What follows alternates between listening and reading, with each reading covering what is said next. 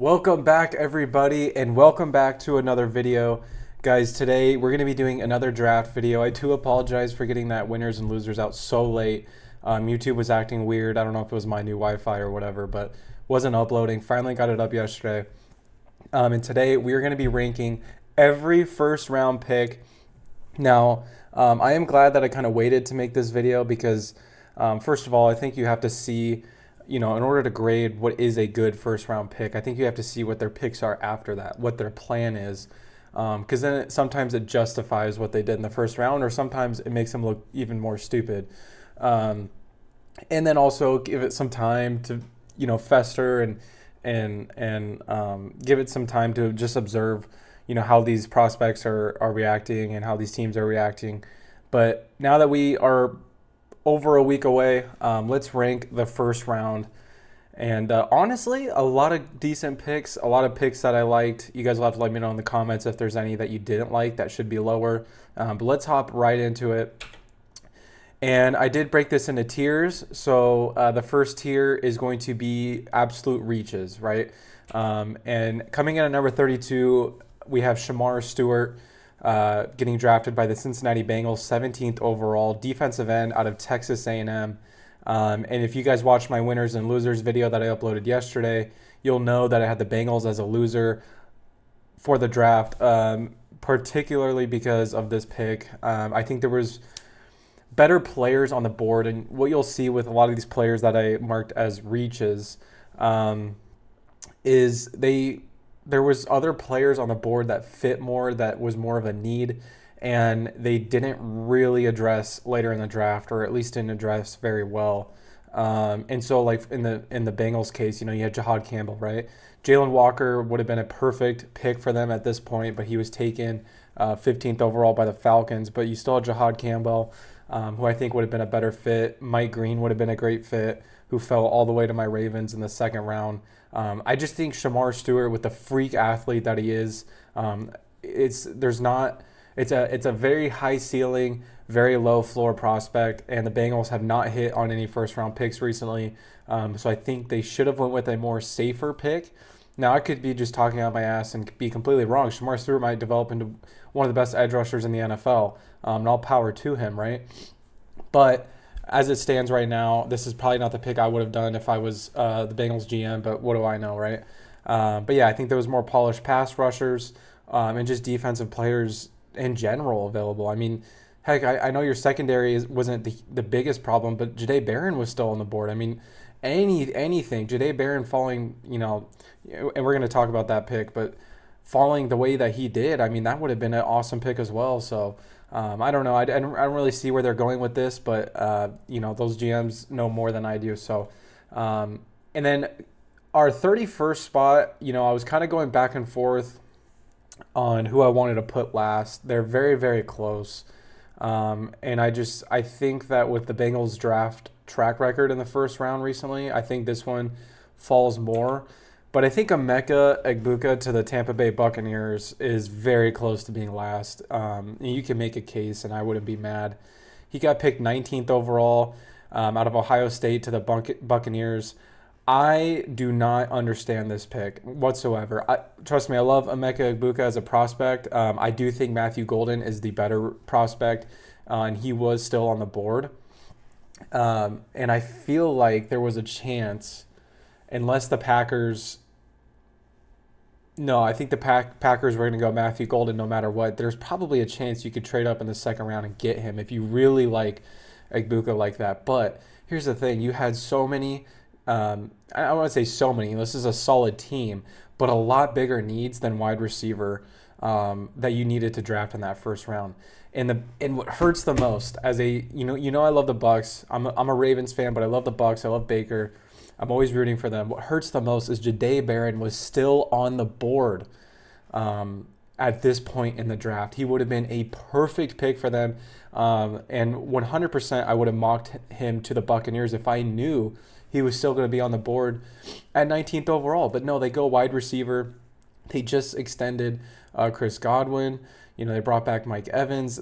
I really don't understand this. They have Jalen McMillan, who had a pretty promising rookie year.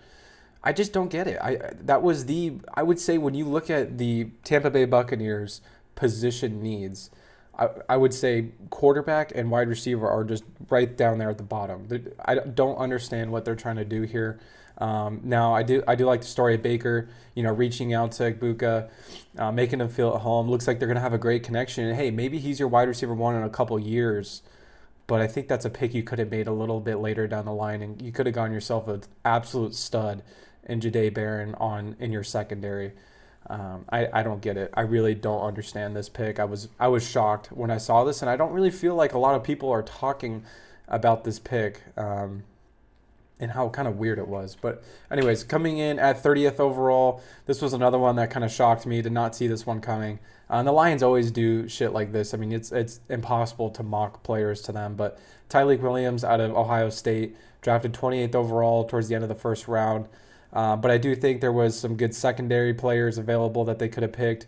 They could have picked Mike Green, who I had mocked to them. I think would have been an amazing fit for them. Don't get me wrong, defensive tackles is a huge position need for every team. I mean, you can never go wrong building in the trenches in the first round especially. But I didn't really see Tyreek Williams as a first-round pick. I don't really know much about him, to be honest with you. I'm trusting that the Lions know what they're doing, but I do think there were some better players that they could have went with here. But this guy's probably going to develop into a stud. I mean, this is a very well-coached team. But, I do think there were some better prospects on the board that they could have went with, and honestly, that's really it. It kind of shocked me a little bit that they kind of felt like it was a bit of a reach here. And then coming in at number 29, we have Donovan Jackson, who went 24th overall to the Vikings out of Ohio State as well, this time on the offensive line. And honestly, nothing against Donovan Jackson. I do think Josh Simmons was the better prospect out of Ohio State, who fell to the Chiefs. But I just think the Vikings, I mean, he just falls victim to me saying the Vikings should have traded out of this pick. There was not enough top-end talent at this pick to make it worth it whatsoever when you have 4 draft picks in the entire draft. Trade out of the first round. Take advantage of that deep second and third round, that deep day 2, talent pool. I didn't really understand why. I fully expected them to trade out of the first round. I don't really understand why they didn't. So I think it was just a reach in that regard. Coming in at number 28, we have Tyler Booker, getting drafted 12th overall by the Dallas Cowboys out of Alabama. And honestly, I mean, you saw the interview. I don't know if you saw the interview, but he had an interview with Micah Parsons and I want to say Darius Slay. And, obviously I think he's going to do well in Dallas. He seems like a Cowboys offensive lineman. I don't know how to explain it, but I didn't see Tyler Booker going in the first round. I like the fit, but at the same time, dude, who is making plays? If you look at the rest of their draft class, they did not really take anybody that's going to help Dak in the receiving game. You have CeeDee Lamb, and that's it. Matthew Golden would have been such a good pick here, and I have a feeling, I'm a huge Matthew Golden fan, especially now that he's on the Packers. I feel like he's going to be a stud, and I get the feeling that we're going to look back at this draft and wonder why the Cowboys did not take Matthew Golden here. Such a perfect fit, would have been a great playmaker for Dak, and then in the second and third round, take some offensive line. I just didn't really understand this because, the day of the first round, I was like, okay, I see what they're doing. They're going offensive line, cool. But then day 2 and day 3, they didn't really address anything in terms of weapons for Dak. So I don't understand it. I think they should have been losers in the draft, to be honest. I just don't think they were as bad as some of those teams. All right, now we're hopping into the 4th tier, which is I don't see the fit. And I honestly think there's only one player here, and that's going to be Mason Graham, getting drafted to the Cleveland Browns. Amazing prospect, great player. He's going to be a stud in the NFL, don't get me wrong. But just weird selection. I didn't understand this one. First of all, you draft a Michigan guy who has gone on video saying fuck Ohio State, or fuck Ohio or something. So first of all, that's kind of weird. And then also you had the chance to select Travis Hunter. I mean, I'm going to say this time and time again. You had the chance to take Travis Hunter and you traded out of it for what I think was not a good package. I mean, some people think they got a haul. I do not think they got a haul whatsoever for a generational prospect. Like I said, Mason Graham's a great player, but the plan here was, I don't think it was executed very well.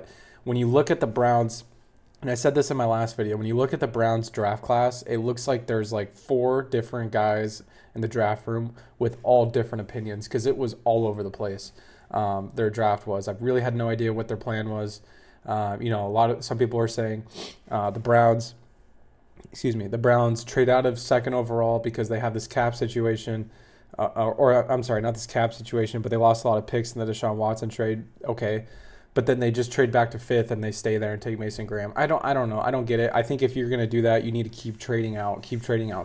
Maybe just get out of the first round completely and stockpile those picks. Maybe I could see that being an advantage to you. But I truly don't see why the Browns traded away from taking Travis Hunter. I'm going to keep saying that.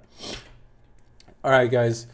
We're hopping into our next tier. This tier is, I can see what they are doing. I don't love the pick, but I can see what they're doing. It'll probably work out, might not, but I can see what they are going for. And first off, we have Jackson Dart getting drafted to the New York Giants, 25th overall. They traded up.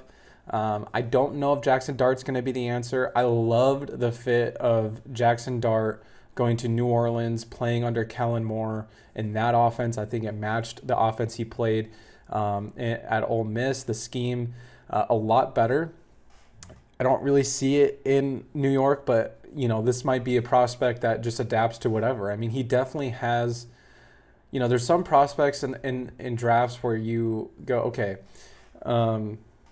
this guy's got a lot of talent, but he's got no heart. In fact, or he's quiet, or you don't really know much about him, right?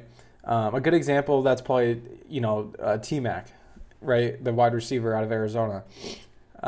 There's questions about how much he loves the game. Now, I don't think that's going to really be a problem. But with a guy like Jackson Dart, there's prospects where you go, okay, his talent's good, but what really intrigues us is how much he loves the game and how into it he is. And Jackson Dart is definitely that, especially before the draft process. And after, you can tell this dude loves football. He wants to succeed. And to be honest, especially when you're on your last go, like the Giants head coach and GM is, you're in your make or break year, you need to draft a guy like that. So I see what they're doing. I don't know if he's the answer, like I said, but you know what? It's worth a shot. I like being aggressive here. And it was a big shock, obviously during round 1 that they took Jackson Dart over Shedeur Sanders. A lot of people thought they were trading up for him. But now it makes sense. All right, coming in at number 25, we have Mykel Williams getting drafted to the 49ers, 11th overall. A lot of people don't like this pick. I'm sure some 49ers fans don't like this pick out of Georgia. It was a bit of a reach, but I didn't put it in the reach category because I do see the fit. They're going with the Eagles strategy, which I think will match their defense really well, where they're just taking these freak athletes. Mykel Williams is a behemoth of a man.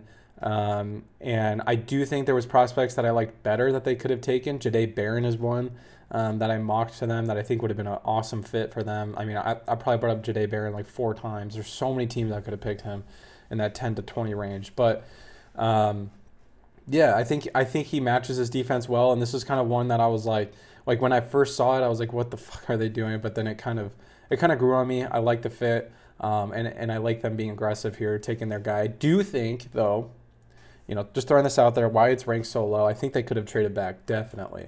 They might have been able to get this guy in the second round. I don't really know how big teams were on Mykel Williams, but I know he had like a second round grade, late first round. They could have definitely traded back.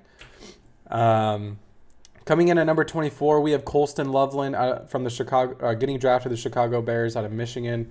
And this is another one that I was kind of confused on. The time of the draft, but then it just absolutely grew on me. I think Colston Loveland is an amazing prospect, and as we got closer to the draft and after the draft, honestly, I'm kind of starting to like him better than Tyler Warren. He's kind of got like a wide receiver build. Almost like a Evan Ingram type build for sure. I think that's who my player comp was for him in the mock draft.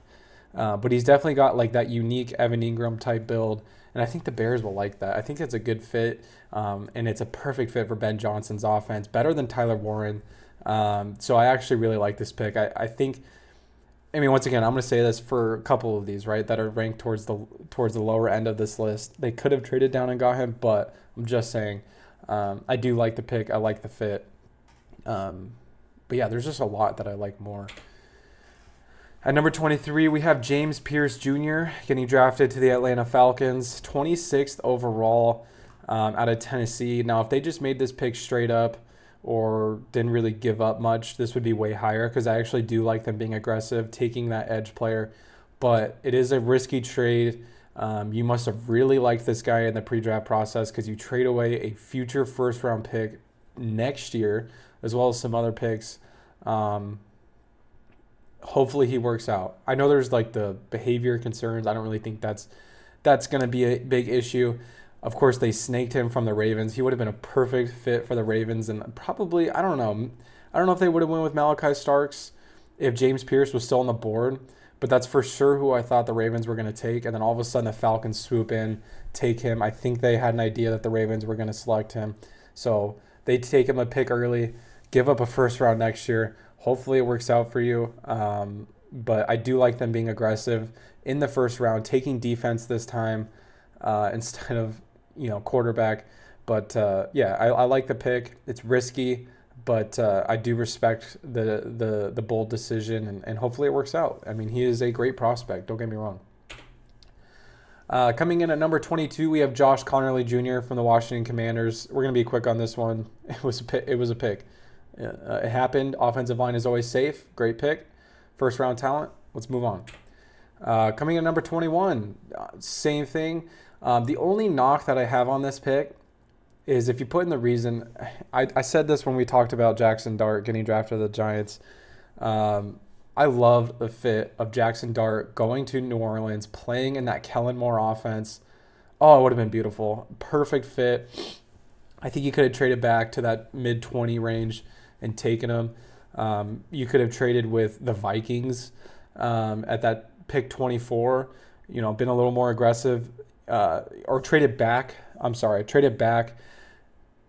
I guess the Vikings would have wanted to trade up. I don't know. But you could have traded back, taken Jackson Dart, or you could have taken Kelvin Banks Jr. at 9th overall, who I do think was a great pick, trade back up into the first round ahead of the Giants, and take Jackson Dart. I mean, I just think it would have been a perfect fit for them.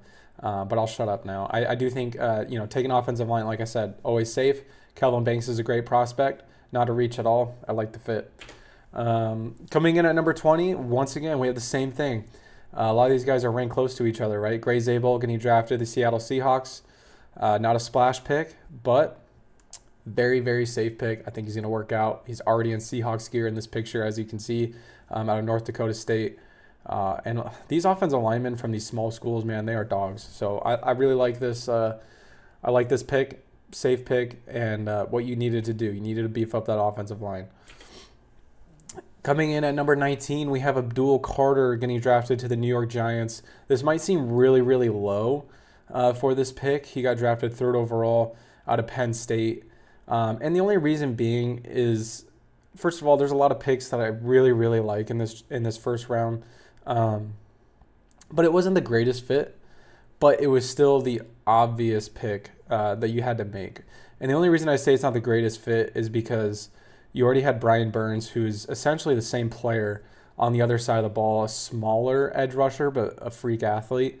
And so you kind of just draft another Brian Burns, which, might affect your, outside zone run defense. But I don't really think it was the obvious pick to make. This dude's going to be a stud. He was by far, you have those tier 1 prospects who I think are Travis Hunter and Abdul Carter. And I think if you're in a position to take those guys, no matter what the fit, you take them. So obviously I like the pick, just not the greatest fit. And then for some reason, this was really weird. They accepted Kayvon Thibodeau's 5th-year option, which I think was kind of odd considering that they don't really need him, but they are going to have a very scary defensive line next year. Coming in at number 18, we have Kenneth Grant getting drafted to the Miami Dolphins, 13th overall out of Michigan. And yeah, I mean, it's a good position to pick in the first round. These guys that play in the trenches, which you'll notice like a lot of teams valued in the first round this year, which is good to see. I mean, it's boring, obviously, but because they're not splash picks, and that's no disrespect to these players, but very, very good, smart decisions. Do I like Walter Nolan better than Kenneth Grant? Yes, that's why that pick is higher on this list. But it's still good to make this pick in the first round. They could have went Jahdae Barron, just saying. I'm going to say that for almost all these teams that picked 10 to 20 who needed secondary help. But I do like the pick, build up the trenches. Not much else to say. And then we're going to hop into our second tier, which is great fits. I love the fit. It's perfect. And kicking that off, we have Malachi Starks to my Baltimore Ravens, 27th overall, safety out of Georgia. And yeah, just a perfect Raven pick. One of those ones that kind of grew on me as well. Very fast though. Like I want to say like 30 seconds after the pick was made, I was like, okay, I actually like this. You pair him up with Kyle Hamilton, scary safety duo. You have a great corner duo, building up that secondary last year with Nate Wiggins, this year with Malachi Starks. I do like it. I like the pick. And yeah, I think they obviously the Ravens had a very good draft, and then they got Mike Green in the second round. Perfect. And to a point, it makes up for them not being able to get James Pierce. Because obviously I really wanted them to get James Pierce. He was mocked there, and I think he would have been a perfect fit. But it makes up for it because they got Mike Green, who I think was a first-round talent, in the second round, and they got Malachi Starks. Coming in at number 16, Amon Membu to the New York Jets, 7th overall to Missouri. I don't know who my favorite prospect in this draft is anymore. I wasn't familiar with Will Campbell's game. I'm not gonna lie. He kind of won me over when he had his post-draft speech. I think that dude's gonna be a dog. But Amon Membu, I think on the tape, I think is my favorite offensive lineman in this draft. I did mock him to the Patriots 4th overall, but he does go to the Jets, who I would say he was way more heavily mocked there. It was a very, very safe pick and a great pick for the Jets to make there. He could have went receiver, but I don't really like the fit of Tet McMillan going to New York. But Armand Membu, when you watch his tape in college, he is a violent offensive lineman. He'll protect Justin Fields. Yeah, beef up that offensive line. I like the pick. It's safe. Coming in at number 15, we have Maxwell Harrison getting drafted to the Buffalo Bills, 30th overall out of Kentucky. And yeah, this is another one of those where it's just a safe pick. It's what they should have done. They had some losses in the secondary. They had some injuries in the secondary in the playoffs last year. So it's always good to, help out with that. He's very speedy. He's a very speedy corner. He can hopefully, be able to blanket Xavier Woods in the playoffs if they play each other again. It's a safe pick. I liked him as a prospect. I wouldn't have been mad if the Ravens took him, but I'm glad they took Malachi Starks, and then he's a good fit to the Bills. I like it. Coming in at number 14, we have Jalen Walker, who stays in Georgia, goes to the Atlanta Falcons, 15th overall. And this is what we talked about this with when we talked about James Pierce, right? This is what the Falcons needed to do. After their first round last year, they need to go in and freaking beef up that defense. It was pretty sad last year. So I like this pick. He'll be a great utility knife for the Falcons next year. Great defensive captain. I think he's going to be great, and he's a very good prospect. He could have went 8th overall to the Panthers. He could have went even earlier. Some outlets had him going earlier in the draft, but the Falcons get him here at 15th overall. I think it was a pretty easy pick for them to make. I had either Jahad Campbell or Jalen Walker going there, so yeah, it was a good pick. And then Josh Simmons. I mean, the Chiefs were just chilling at the end of the first round, right? I think it was a steal. He kind of fell into their lap. The two teams that were in the Super Bowl last year just got absolute steals at the end of the draft, and I think that the Chiefs were happy. They were kind of just waiting for whatever offensive lineman was going to fall in their lap, and they get Josh Simmons, who I think is a great talent. on the offensive line. Coming in at number 12, we have Ted McMillan going to the Carolina Panthers, 8th overall out of Arizona. And I like the strategy. It's who I had them picking in my mock draft. It's perfect. Get Bryce Young, a very good weapon, great prospect. I think he's a better prospect than the other wide receivers they've drafted for him. He's going to be their wide receiver. Excuse me. He should be their wide receiver 1. And you have Bryce Young, who started to turn the corner last year in Carolina. And so now you build off that momentum in his 3rd year by drafting him probably the best. I think Travis Hunter is a better receiver prospect, but just the best pure wide receiver 1 prospect outside of Travis Hunter in this draft. I think it's perfect. A lot of people want them to go defense with Jalen Walker. I like taking this guy first and then going defense later in the draft.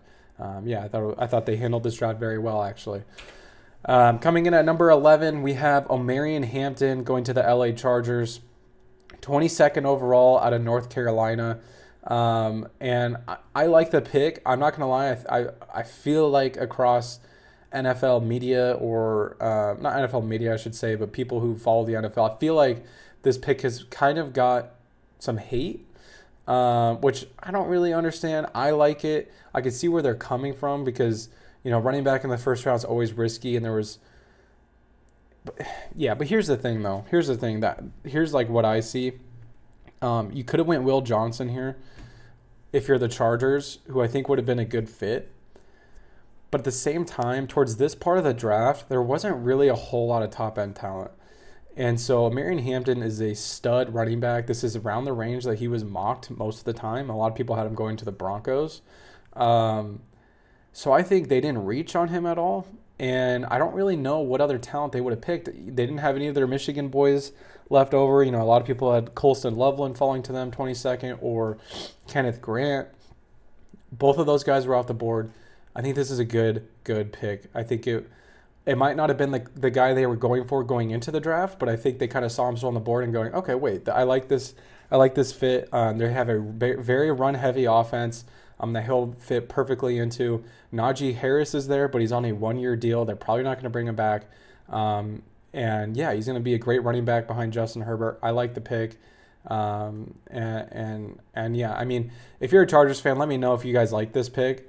And if you don't, who else would you guys wanted them to take?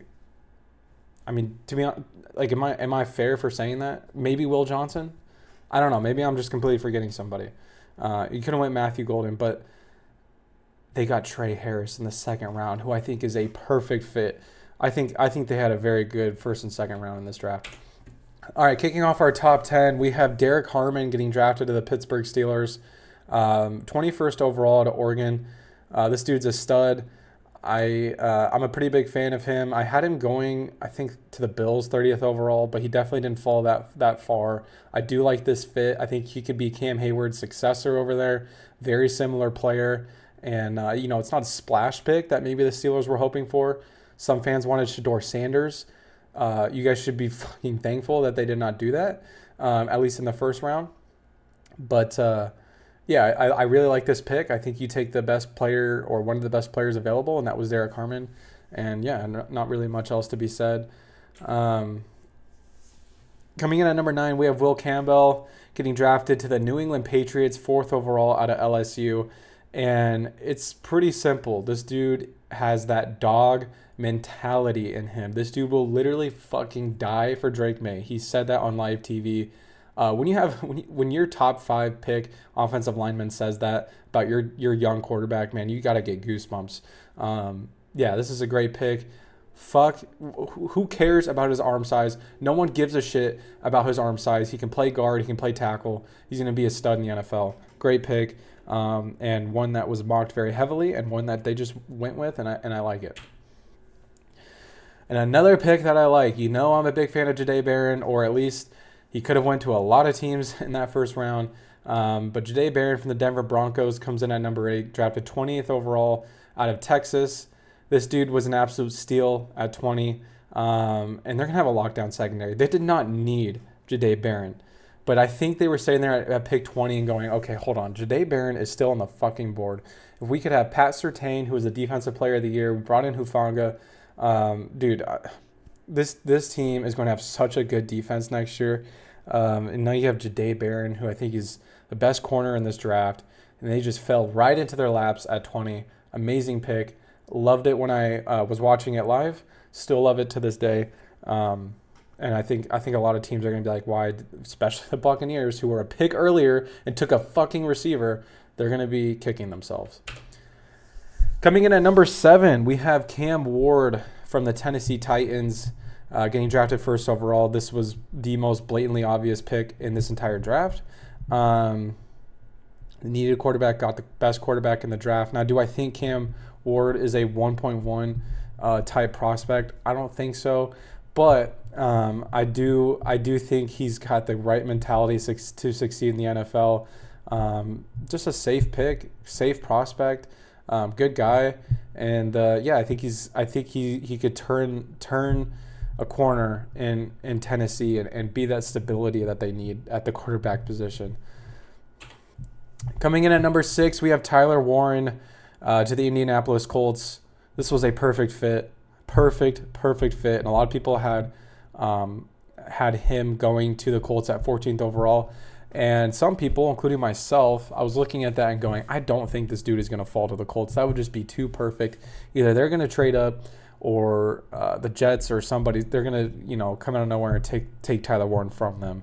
I thought for sure that was going to happen, but they just stayed put, and he fell right into their lap. It was a perfect fit, perfect pick. And I really, looking back on it, I really like Loveland to the Bears. I like that fit. And then I love Tyler Warren to the Colts. I love that fit. You have great weapons for Anthony Richardson or Daniel Jones or Tyler Warren if he's your fucking quarterback next year. I don't know. But now you got great weapons on that offense. You just got to find who your quarterback's going to be. And now coming in at number 5, we have Walter Nolan getting drafted to the Cardinals, 16th overall out of Ole Miss. They saw the slide that was happening. I think he could have won the top 10. He could have went to the Saints, who I had him originally going to. He could have went to the 49ers, which would have been a great pick. But he fell right to the Cardinals, and this is probably one of the first times. I mean, the Cardinals absolutely cooked in this draft. Apart from the Jaguars, you could say they had the best draft out of any team. The Cardinals absolutely cooked, which is not something that I usually say about them. But they did, and this was a great pick, a great prospect, and he's going to be very, very good for this team. I promise you that. Coming in at number 4, we have Matthew Golden, drafted to the Green Bay Packers, 23rd overall out of Texas. And the reason that this is a winner, first of all, love Matthew Golden, especially now that he's a Packer. Not that I like the Packers, trust me, I don't, but I just love the fit. I think Jordan Love and this dude are going to tear it up. But one of the main reasons that I love this pick is that it was just too good of a pick for the Packers to make. Like, when I was doing my mock draft, I was thinking, I'm like, what if Matthew Golden fell to the Packers? And don't get me wrong, I saw some people that did mock this, and I thought it was stupid. I laughed at it, right? There's no way the Packers are taking a receiver. And sure enough, they did. And it was a great pick. It was an awesome moment. The first receiver they've taken in the first round since 2002. And they did it in Wisconsin nonetheless. It was a splash pick. And I absolutely love it. I think a lot of teams, especially the Cowboys, are going to wonder why they didn't take this guy earlier. Coming in at number 3, we have Jahad Campbell from getting drafted to the Philadelphia Eagles. Lord Almighty, what the fuck is wrong with the rest of the NFL? How did you let this dude fall into the Eagles' lap? It was just too good of a fit. This is a player they should have had to trade up for, but they sure didn't. Okay, well, hold on. I'm sorry. They did trade up one pick, which was kind of stupid. I don't really think the Chiefs were going to take Jahad Campbell. They were going to probably take Josh Simmons no matter what, but they're probably like, okay, yeah, we'll trade back a pick, pick up some extra capital, but I think the Eagles just saw this guy still on the board and was like, holy shit, this guy's still on the board. Let's make sure we get him. I'm so disappointed in every other NFL team. This is really, really, really sad. This guy's going to be a stud. He's going to be very good on this defense, and this is just another absolutely amazing defensive player that they're drafting in the first round. It sucks. All right. Now we hop into our last tier, our S tier, if you will. And this is franchise changing picks. And we're going to kick things off at number 2 with Mr. Ashton Jeanty himself getting drafted to the Las Vegas Raiders, 6th overall to Boise State. When you think of the Raiders, okay, when you think of the Raiders, except for Max Crosby, you don't think of explosive. You don't think of top heavy. You don't think of highlight plays. Now you do with Jeanty, and that's why I think it's franchise changing. I think you add a new, a new viewpoint of your franchise, of your team. I think this is a guy who can take that silver and black and make it special. And I think you just need to find a quarterback. Geno Smith is not the answer at quarterback. You do need to beef up that offensive line a little bit. There's some points knocked off because you didn't have the best offensive line to be taking a running back in the top 10, but I see what they're doing here. It was the pick I wanted them to make, and I trust it. I think Genty's going to be a great player. He's a great dude, great prospect, and yeah, this guy's going to kill it for the Raiders. I really like it. Like I said, you find a quarterback, this is going to be a fun team, especially in Las Vegas. So I think this is a guy who, like I said, can just add a new element to the Raiders. And at number 1, did you really think it was going to be anybody else? Travis Hunter to the Jacksonville Jaguars. This is such a perfect fit, and the Jaguars did not have to trade that much to get up and get him. This is a guy who can change the culture of their franchise and help them on both sides of the ball. Such a good fit. And I think the Jaguars, forgive me if I'm wrong, but I think the Jaguars are planning on using him on both sides of the ball like he wants to. Now, we'll see if that actually works out. Doing that in college is one thing, but in the NFL is a little crazy. I hope that doesn't ruin his career. I could see that happening, unfortunately, but I hope that does not. He's such a good prospect, such a good player, and this dude could change the aspect of this franchise. And I think the Jaguars were talking with the Browns, and probably like this is how I envision that call going. They're probably talking to the Browns, offered them whatever picks they wanted to give them. And the Browns probably said yes, and I think they went like this and went, holy shit, they actually fucking said yes. That's probably exactly what happened because they did not have to give up anything, and they got such a good player. Best pick in the draft, best pick in the first round by far. But guys, thank you so much for watching. Love making draft content. I'll probably keep going on my redraft for 2012, talking about that draft class like I've been doing this offseason. I'll make some tier lists, do some fun offseason videos. I hope you guys had a great week. I hope you guys had a good time watching the draft, and let me know if you guys liked your team's pick or not, or what pick on here should be higher or lower.